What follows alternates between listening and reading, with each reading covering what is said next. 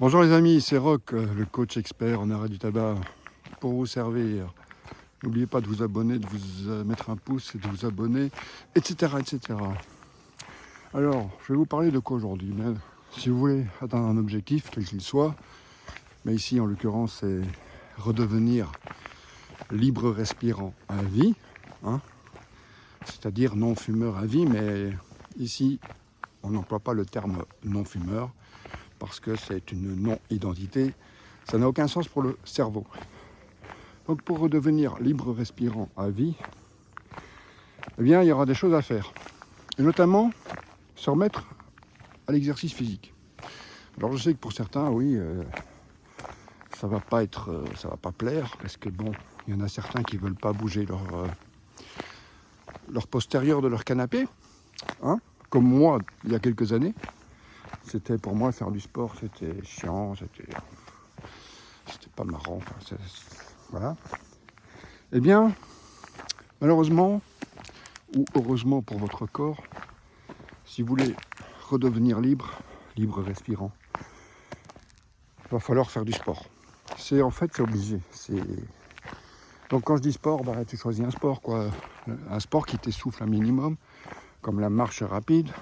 Si tu veux aller un peu plus loin, tu fais du running, du trail, du vélo, de la natation.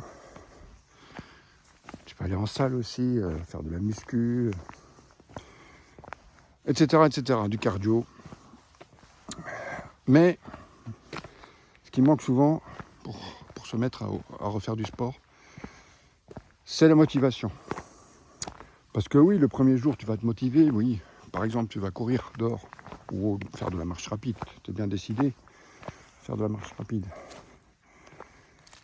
Tu te fixes un objectif. Par exemple, 3 fois par semaine, tu vas marcher rapidement, ou bien tous les jours, tu vas marcher. Et puis la première fois, ok, tu es motivé, ça va. Mais la deuxième fois, tu es déjà moins motivé parce que tu as les courbatures. Si tu t'es pas bien échauffé, etc. Si tu as fait trop la première fois, tu as des courbatures, tu es un peu fatigué. Et puis, comme par hasard, il fait mauvais. Tu voulais sortir, mais il fait froid, il pleut. Enfin, ça donne pas envie, quoi, tu vois. Donc, ton cerveau, dès qu'il peut rester dans sa zone de confort, lui, ça lui va parfaitement. Donc, il va te dire, ah, mais tu vois, regarde, il fait froid, il pleut, tu vas pas courir par un temps pareil. Allez, je remets à demain. Et puis le lendemain, tu es encore moins motivé parce que tu sais déjà que tu as raté un jour. Tu te sens un petit peu coupable. Et puis tu remets encore le lendemain. Et puis finalement, tu reportes toujours à plus tard. Et puis finalement, ta résolution, ton objectif, c'est fini, c'est terminé, quoi. C'est la poubelle. Ça n'existe plus.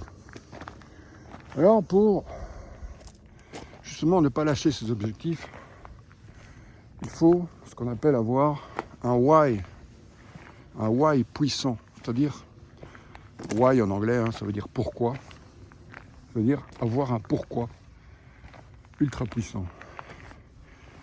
Ça veut dire pourquoi tu vas faire ta marche rapide, ou pourquoi tu vas faire ton running, ou pourquoi tu vas faire ton sport, ton vélo, la muscu, etc. Tu dois te mettre dans ta vision à long terme. C'est-à-dire dans 4 ans, dans 5 ans, dans 10 ans. Où est-ce que tu veux être dans ta vie? Qui tu veux être? Qui tu ne veux plus être? Et qui tu veux être? Et pourquoi? Et c'est ça qui est important, c'est d'écrire dans un carnet, dans un cahier, tes why, tes pourquoi tu veux le faire. Pourquoi tu veux redevenir libre respirant? Pourquoi tu veux refaire du sport, de l'exercice physique? Tu sais que, en fait, là j'ai bien marché, je suis un peu essoufflé. Tu sais que pour redevenir libre respirant, c'est beaucoup mieux de faire de l'exercice, faire du sport, parce que tu vas mettre ton plaisir ailleurs.